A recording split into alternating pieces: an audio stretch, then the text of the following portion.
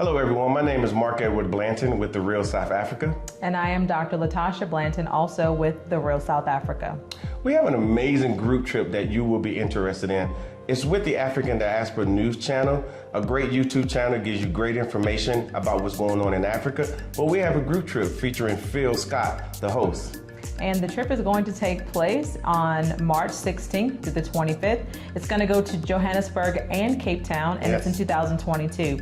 If you're interested in traveling, please send an email to info@therealsouthafrica.com. And we'll see you here in sunny South Africa.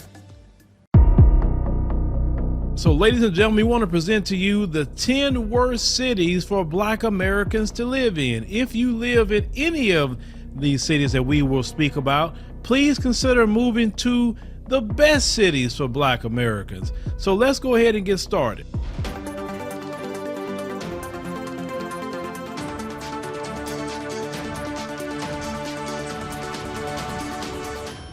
So coming in at number 10, Rochester, New York.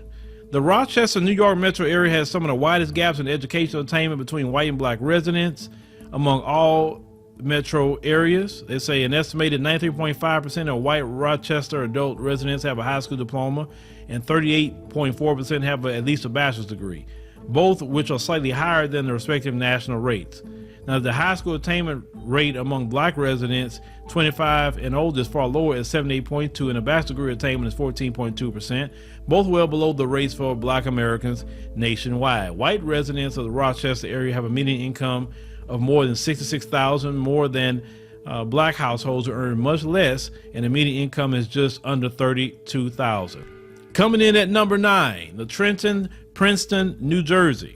The Trenton-Princeton metro area has the highest share of Black residents at 19.8% of the total population, or just over 73,000 people. When compared to the national median Black household income, metro area has relatively high median income for Black households and $46,675. Still, the white median household income is twice as high at just over $99,000, and the income gap is one of the largest. This income disparity between white and Black residents may be due to a large part of the education gap. More than 51% of Trenton area's white residents 25 and older hold at least a bachelor's degree, yet just 18.4% of Black residents 25 and older have at least a bachelor's degree. This is 32.7% point difference.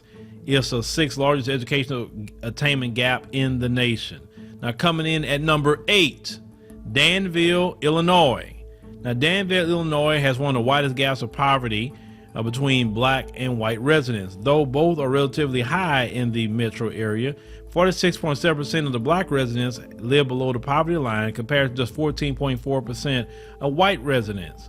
They say the Danville area is among the lowest incomes across all the metro areas regardless of race, but the gap is still wide.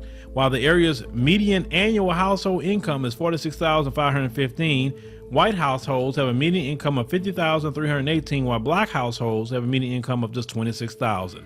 Black Danville residents 25 and older have the 2nd largest bachelor's degree attainment rate among the U.S. cities at just 4.3%. Nationwide, 21.6% of Black Americans hold at least a bachelor's degree. White residents of Danville 25 and older have a 61.1% bachelor's degree attainment rate. Coming in at number 7, now Minneapolis, St. Paul, Bloomington, Minnesota / Wisconsin. So the Minneapolis, St. Paul, Bloomington metro area is in Minnesota and Wisconsin and ranks as one of the worst metro areas for Black Americans. The over 300,000 Black area residents make up 8.4% of the total population, well below the 12.3% population share of Black Americans nationwide. Home ownership is a common way for many Americans to build wealth, yet the home ownership rate is just 25% among Black metro area residents compared to more than 75% among white area residents. Most Black households in the area earn less than $40,000 per year, while the median income for white residents is $86,291. Coming in at number 6, Waterloo-Cedar Falls, Iowa. So the Waterloo-Cedar Falls metro area of Iowa has one of the largest unemployment gaps between white and Black residents. 3.1% 5-year unemployment rate for white residents is well below the 5.3 national unemployment rate. It said the black unemployment rate is nearly 5 times higher at 14.7%. The wide gap in unemployment rate has contributed, at least in part, to the wide gap in the poverty rate in the Waterloo-Cedar Falls metro area. Less than 12% of white area residents live in poverty, compared to more than 1/3 of all black residents. So coming in at number 5, Peoria, Illinois. So the Peoria metro area is one of the 5 metro areas of at least partially located in Illinois to rank among the 20 worst for black Americans. The median income for black households is less than $28,000, less than half of what a typical white household in the area earns.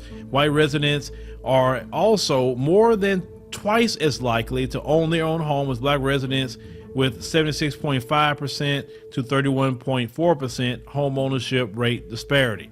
There is a strong association between income and educational attainment. And say the white high school attainment rate in Peoria is 93.3%, slightly above the white national average. The black Peoria residents have a high school attainment rate of just 80.3%, well below the 86% black high school attainment rate across the U.S. Coming in number 4, Springfield, Illinois.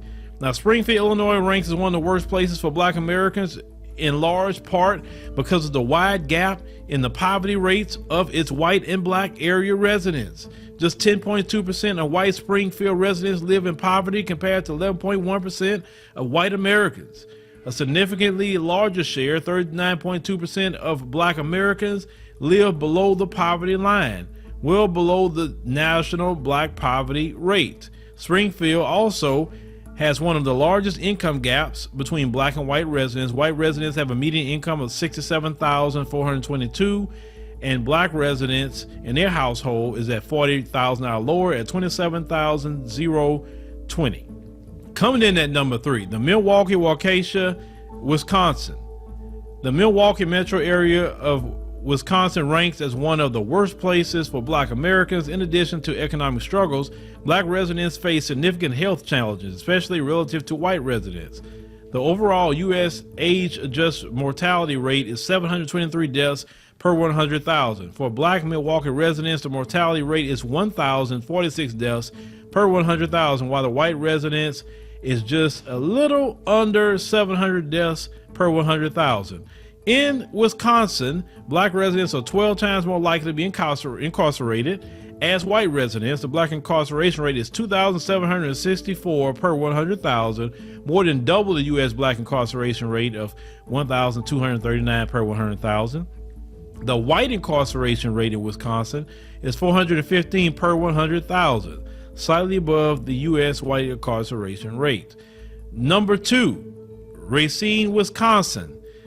The Racine, Wisconsin metro area has one of the largest income gaps between black residents and white residents than any other U.S. metro area. The black median annual household income is $25,751 to 36% of the white median income of $70,589. With this income disparity, black Racine residents are also more than 4 times as likely to live below the poverty line. The area's black poverty rate is one of the highest in the nation at 35.3%, while the white poverty rate is relatively low at 8.7%. And coming in at number one, St. Cloud, Minnesota. They say the St. Cloud metro area of Minnesota ranks as the worst city for black Americans. A number of socioeconomic indicators are significantly better among white area residents than among black residents. White households have a median annual income of $64,703, well more than double the black median household income of $26,585. Fewer than 10% of the white St. Cloud residents live below the poverty line, yet nearly half of the black residents do at 47.7%. The St. Cloud area has the largest gap in black and white high school attainment among all U.S. metro schools. The high school attainment rate is 94% for whites and 60.7% for blacks. It said the educational gap may contribute to the relatively high unemployment rate for black members of the St. Cloud labor force. The black area unemployment has about 17.2%, and the white has 3.4%. So with that being said, ladies and gentlemen, that is your worst cities for Black Americans to be in. And if you notice, the majority of them is in the Midwest. Now, we could come back and do the best cities for Black Americans, but I will tell you the majority of the best cities for Black Americans is in the South. It makes sense. So if you live in these areas, I want you to think about it and maybe start thinking about moving to the South, where you actually have more opportunity coming towards you. You have more people, you know, that look like you there, and that's doing very, very well. It's something I want all our brothers and sisters to think about. If you live in any of those areas with high incarceration, poverty, unemployment, get out of those cities ASAP. Colonization never ended in the white supremacist system. And as we see today, the colonization is in the mind. Now, those who have been enslaved and those who have been colonized, we're still dealing with the remnants of that through the colonization of the mind. Pick up my book, 7 Steps to Decolonize the Mind, and we will help deprogram you from the colonization that was put upon you by generations and generations of white supremacy. You can pick it up today on Amazon.com.